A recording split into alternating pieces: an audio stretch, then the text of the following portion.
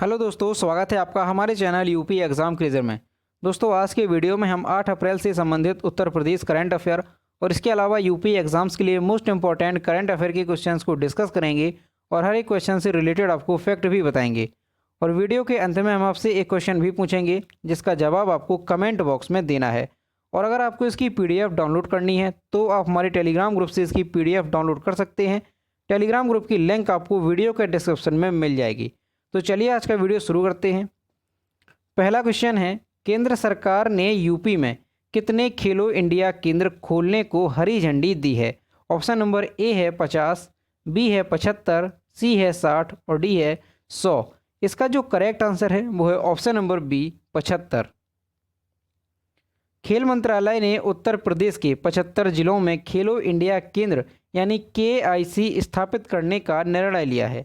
इसका मकसद जिला स्तर पर खिलाड़ियों की मदद करना है। इन केंद्रों का संचालन या तो पूर्व चैंपियन करेगा या कोई कोच करेगा। यहाँ तीरंदाजी, एथलेटिक्स जैसे 14 खेलों का प्रशिक्षण दिया जाएगा। यह सेंटर 4 साल के लिए खोले जाएंगे।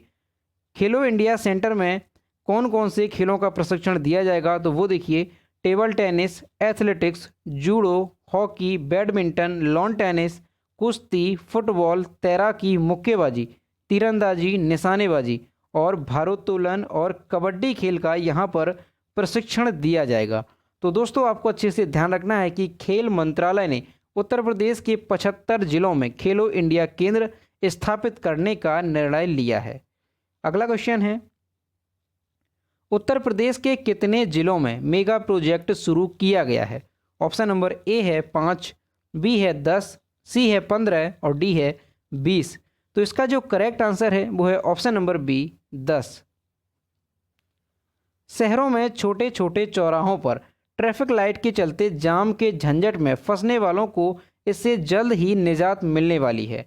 पहले चरण में केंद्र सरकार के स्मार्ट सिटी वाले 10 शहरों वो कौन कौन से शहर हैं तो लखनऊ, कानपुर, आगरा, वाराणसी, अलीगढ़, झांसी, प्रयागराज, मुरादाबाद, सहारनपुर और बरेली में यह काम कराया जाएगा। तो दोस्तों, आपको अच्छे से ध्यान रखना है कि ट्रैफिक की जो समस्या होती थी उससे जल्द ही निजात मिलने वाली है। कौन कौन से शहर हैं तो 10 शहर आपको अच्छे से ध्यान रखने हैं और इसमें मेगा प्रोजेक्ट जो है वो शुरू किया जा रहा है यहाँ पे। अगला क्वेश्चन है, 153 साल पहले वृंदावन में बना था बांके बिहारी मंदिर। अब दूसरा मंदिर उत्तर प्रदेश में किस शहर में बनाया जाएगा? ऑप्शन नंबर ए है कानपुर, बी है वाराणसी, सी है आगरा और डी है प्रयागराज। तो इसका जो करेक्ट आंसर है वो है option number C, Agra. Vrindavan यानी मथुरा में विराजमान बांके बिहारी जी के भक्तों का शुमार नहीं है। पूरे देश से लोग दर्शन को करने को आते हैं। ऐसे बांके बिहारी जी का एक और मंदिर आगरा में बनने जा रहा है। तैयारियां पूरी कर ली गई हैं। वृंदावन का बांके बिहारी मंदिर 1862 में बना था। अब 153 साल बाद दूसरा मंदिर बनने जा रहा है। तो दोस्तों, आपको अच्छे से ध्यान रखना है कि जो वृंदावन में बांके बिहारी का मंदिर बना हुआ है वो कब बना था तो 1862 में वो मंदिर बनाया गया था। और अब 153 साल बाद दूसरा बांके बिहारी जी का मंदिर जो है वो उत्तर प्रदेश के आगरा में बनाया जा रहा है। तो ये आपको अच्छे से ध्यान रखना है। अगला क्वेश्चन है, चैंचू आदिवासी समुदाय का संबंध किस राज्य से है? ऑप्शन नंबर ए है असम, बी है केरल, सी है नागालैंड और डी है आंध्र प्रदेश। तो इसका जो करेक्ट आंसर है वो है option number D, Andhra Pradesh. Andhra Pradesh से साइकिल से उत्तर प्रदेश के भ्रमण पर आए आदिवासी समुदाय के 21 बच्चों से मुख्यमंत्री योगी आदित्यनाथ ने भेंट की। बच्चे आंध्र प्रदेश के चैंचू आदिवासी समुदाय के हैं। 21 बच्चों का दल नैमिषारण्य सीतापुर घूमने आया है। मुख्यमंत्री योगी आदित्यनाथ ने बच्चों को सरकारी आवास बुलाकर इनसे मुलाकात की और उपहार भी दिया। यह बच्चे 150 दिन के सफ़र में 15 प्रांत, 75 जिले और 9000 किलोमीटर की दूरी साइकिल से तय करेंगे। आंध्र प्रदेश के प्रकाशम जिले से चैंचू आदिवासी समुदाय के 21 बच्चे भारत भ्रमण पर निकले हैं। बच्चे 6 फरवरी को आंध्र प्रदेश से चले हैं। 21 बच्चों में 6 लड़कियां भी शामिल हैं। तो दोस्तों, आपको अच्छे से ध्यान रखना है कि ये क्वेश्चन क्यों इंपॉर्टेंट है, कि यहाँ पर जो आदिवासी प्रजाति है कौन सी, चेंचू, तो ये काफ़ी ज़्यादा चर्चा में है। ये आंध्र प्रदेश की ये आदिवासी प्रजाति है। इसके 21 बच्चों का एक दल जो है वो भारत भ्रमण पर निकला है और अभी हाल ही में उत्तर प्रदेश में ये बच्चे जो है 21 बच्चे आए हैं। तो वहाँ पर योगी आदित्यनाथ ने उनसे भेंट की है और उन्हें उपहार भी दिए हैं। तो ये काफ़ी ज़्यादा चेंचू आदिवासी जो है वो काफ़ी ज़्यादा चर्चा में है। और यहाँ पर इमेज में देख सकते हैं, ये है मुख्यमंत्री योगी आदित्यनाथ जो चेंचू आदिवासी के 21 बच्चे हैं उनसे इन्होंने मुलाकात की। अगला क्वेश्चन है, भारत के अगले मुख्य न्यायाधीश सीजेआई के रूप में निम्न में से किसे नियुक्त किया गया है? ऑप्शन नंबर ए है जस्टिस एन.वी. रमणा, बी है जस्टिस हेमा कोहली, सी है जस्टिस अशोक गांगुली और डी है जस्टिस संजय यादव। तो इसका जो करेक्ट आंसर है वो है option number A justice NV. Ramana. राष्ट्रपति रामनाथ कोविंद ने 6 अप्रैल 2021 को जस्टिस एन.वी. रमणा को भारत का 48वां मुख्य न्यायाधीश यानी सीजेआई नियुक्त कर दिया है। न्यायमूर्ति रमणा 24 अप्रैल 2021 को भारत के अगले मुख्य न्यायाधीश के रूप में कार्यभार संभालेंगे। इससे पहले प्रधान न्यायाधीश एस.ए. बोबडे ने सुप्रीम कोर्ट के दूसरे वरिष्ठतम न्यायाधीश रमणा के नाम की सिफारिश की थी। मानदंडों के मुताबिक मुख्य न्यायाधीश के सेवानिवृत्ति होने के 1 महीने पहले अगले सीजेआई का नाम केंद्र सरकार को देना होता है। तो दोस्तों ये क्वेश्चन मोस्ट इंपॉर्टेंट है, आपको अच्छे से ध्यान रखना है कि अगले मुख्य न्यायाधीश के तौर पर किसे नियुक्त किया गया है। तो आपको अच्छे से ध्यान रखना है, एन.वी. रमणा को अगले मुख्य न्यायाधीश के तौर पर नियुक्त किया गया है। और ये कब अपना पदभार जो है वो ग्रहण करेंगे? तो 24 अप्रैल 2021 को ये अगले मुख्य न्यायाधीश के रूप में कार्यभार संभालेंगे। तो ये आपको अच्छे से ध्यान रखना है। और ये कौन से नंबर के मुख्य न्यायाधीश होंगे? तो ये 48वें नंबर के मुख्य न्यायाधीश होंगे। अगला क्वेश्चन है, जम्मू कश्मीर में किस नदी पर दुनिया के सबसे ऊंचे रेलवे ब्रिज का कार्य पूरा हुआ? ऑप्शन नंबर ए है तवी नदी, बी है किशनगंगा नदी, सी है चिनाब नदी और डी है डोडा नदी। तो इसका जो करेक्ट आंसर है वो है ऑप्शन नंबर सी चिनाब नदी। ये दुनिया का सबसे ऊंचा रेलवे ब्रिज जो कि एफिल टावर से भी 35 मीटर ऊंचा है। इसकी नदी तल से ऊंचाई 359 मीटर है। इस रेल लाइन से सेना को कश्मीर घाटी तक पहुंचने में 4 से 5 घंटे की बचत होगी। सोमवार को देश में बने विश्व के सबसे ऊंचे रेलवे ब्रिज का मुख्य आर्च का काम पूरा हो गया। ये ब्रिज जम्मू कश्मीर के रियासी जिले में बना है। भारत का चिनाब ब्रिज एफिल टावर से भी ऊंचा है। तो दोस्तों ये क्वेश्चन भी मोस्ट इंपॉर्टेंट, आपको अच्छे से ध्यान रखना है। ये दुनिया का सबसे ऊंचा रेलवे ब्रिज है जिसकी ऊंचाई कितनी है? तो इसकी नदी तल से ऊंचाई है 359 मीटर। और दोस्तों अगर इस पुल के बारे में बात की जाए तो इस पुल की लंबाई कितनी है? तो आपको अच्छे से ध्यान रखना है कि 1315 मीटर इस पुल की लंबाई होगी। और इस पुल के निर्माण में जो टोटल खर्चा आया है वो कितना आया है? तो 1483 करोड़ रुपए। आपको अच्छे से ध्यान रखना है, 1483 करोड़ रुपए इस पुल के निर्माण की लागत है। और दोस्तों ये जो पुल है इसके निर्माण में 28,660 मीट्रिक टन स्टील का इस्तेमाल हुआ है। ये भी आपको अच्छे से ध्यान रखना है।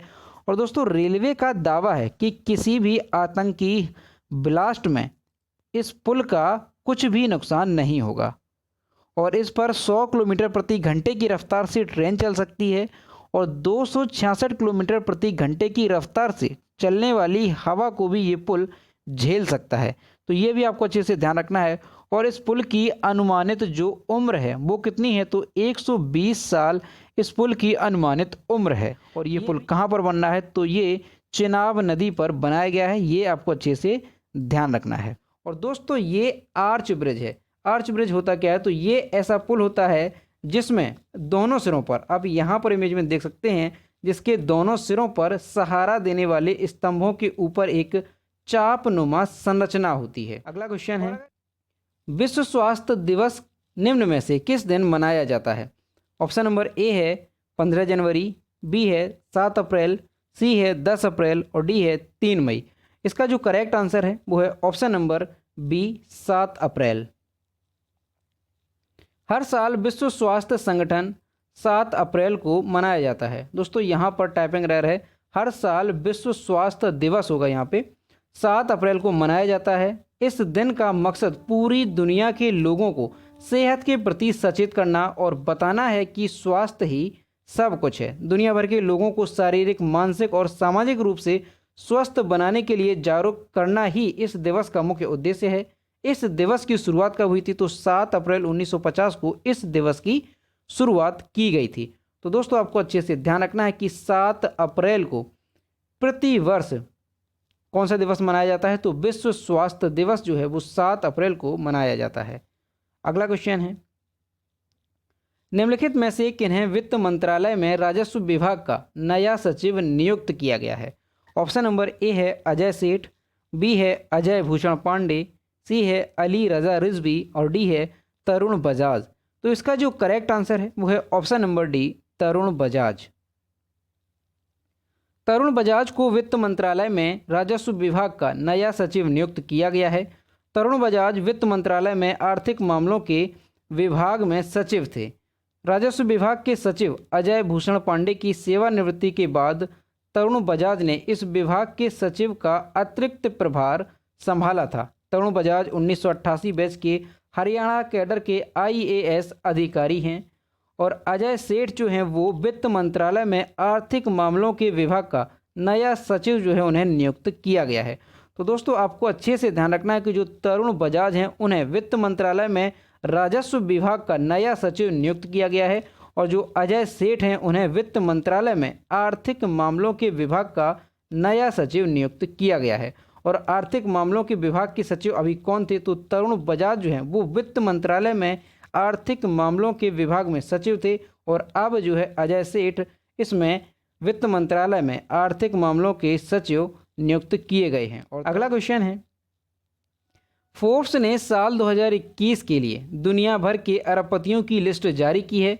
इस लिस्ट के अनुसार दुनिया के सबसे धनी व्यक्ति कौन हैं? ऑप्शन नंबर ए है जेफ बेजोस, बी है एलन मस्क, सी है बिल गेट्स और डी है मार्क जुकरबर्ग। तो इसका जो करेक्ट आंसर है वो है option number A, Jeff Bezos. Forbes ने साल 2021 के लिए दुनिया भर के अरबपतियों की लिस्ट जारी की है। इस सूची में दुनिया के कुल 2755 अरबपतियों को शामिल किया गया है। इस लिस्ट के अनुसार दुनिया के सबसे धनी व्यक्ति अमेजॉन के मालिक जेफ बेजोस हैं। लगातार चौथे साल जेफ बेजोस दुनिया के सबसे अमीर व्यक्ति बने हैं। इस लिस्ट में दूसरे नंबर पर हैं स्पेस एक्स के मालिक एलन मस्क। और दोस्तों अगर जेफ बेजोस की संपत्ति की बात की जाए तो $177 बिलियन जेफ बेजोस की कुल संपत्ति है और वहीं एलन मस्क के पास जो है संपत्ति कितनी है? तो वो $151 बिलियन की संपत्ति एलन मस्क के पास है। तो दोस्तों आपको अच्छे से ध्यान रखना है, ये क्वेश्चन भी मोस्ट इंपॉर्टेंट है। फोर्ब्स ने साल 2021 के लिए दुनिया की सबसे अरबपतियों की लिस्ट जारी की है और जो सबसे अमीर व्यक्ति हैं वो कौन बने हैं? तो जेफ बेजोस जो है वो दुनिया के सबसे अमीर व्यक्ति बन गए हैं। तो ये आपको अच्छे से ध्यान रखना है और ये लगातार चौथे साल सबसे अमीर व्यक्ति बने हैं। अगला क्वेश्चन है, संकल्प से सिद्धि मुहिम किसकी पहल है? ऑप्शन नंबर ए है फिक की, बी है ट्राइफेड, सी है शिक्षा मंत्रालय और डी है विज्ञान एवं प्रौद्योगिकी मंत्रालय। तो इसका जो करेक्ट आंसर है वो है ऑप्शन नंबर बी, ट्राइफेड। हाल ही में ट्राइफेड ने संकल्प से सिद्धि मुहिम लॉन्च की। यह एक गांव एवं डिजिटल कॉन्टैक्ट मुहिम है। 1 अप्रैल 2021 से शुरू हुई यह मुहिम 100 दिनों तक चलेगी। इस मुहिम का मुख्य उद्देश्य गांव में वन धन विकास केंद्रों को सक्रिय बनाना है। इस मुहिम में ट्राइफेड एवं राज्य की कार्यान्वयन एजेंसियों से 150 टीमें शामिल होंगी, जिनमें से प्रत्येक 10 गांव का दौरा करेंगे। तो दोस्तों आपको अच्छे से ध्यान रखना है कि संकल्प से सिद्धि नामक जो मुहिम है वो ट्राइफेड ने लॉन्च की है। और ट्राइफेड की स्थापना कब हुई थी? तो ये आपको अच्छे से ध्यान रखना है कि 1987 में ट्राइफेड की स्थापना की गई थी। और ट्राइफेड है क्या? तो ट्राइफेड एक राष्ट्रीय स्तर की सहकारी संस्था है जो जनजातीय मामलों के मंत्रालय के प्रशासनिक नियंत्रण में काम करती है। और इसकी स्थापना कब हुई? तो 1987 को इसकी स्थापना हुई है। तो ये आपको अच्छे से ध्यान रखना है। तो दोस्तों ये थे 8 अप्रैल से संबंधित उत्तर प्रदेश करंट अफेयर और इसके अलावा यूपी एग्जाम्स के लिए मोस्ट इंपॉर्टेंट करंट अफेयर के क्वेश्चन जो कि हमने डिस्कस किए। अब हम देखते हैं पिछले वीडियो का क्वेश्चन जो हमने आपसे पूछा था।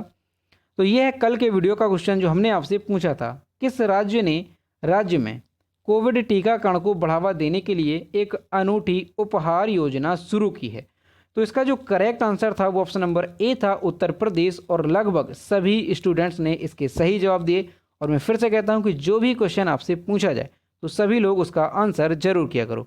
तो ये है आज का क्वेश्चन, निम्न में से कौन सा शहर प्रदेश में भूजल दोहन में शीर्ष स्थान पर है। ऑप्शन नंबर ए है लखनऊ, बी है कानपुर, सी है वाराणसी और डी है गाजियाबाद। तो इसका जो भी करेक्ट आंसर है वो आपको कमेंट बॉक्स में बताना है। तो दोस्तों अगर आपको आज का वीडियो पसंद आया हो तो वीडियो को लाइक करें, शेयर करें, और अगर चैनल पर नए हैं तो चैनल को सब्सक्राइब करना ना भूलें। साथ ही बेल आइकन को भी प्रेस करें ताकि टाइम टू टाइम नोटिफिकेशन आप तक पहुंचता रहे। तो मिलते हैं नेक्स्ट वीडियो में। Thank you.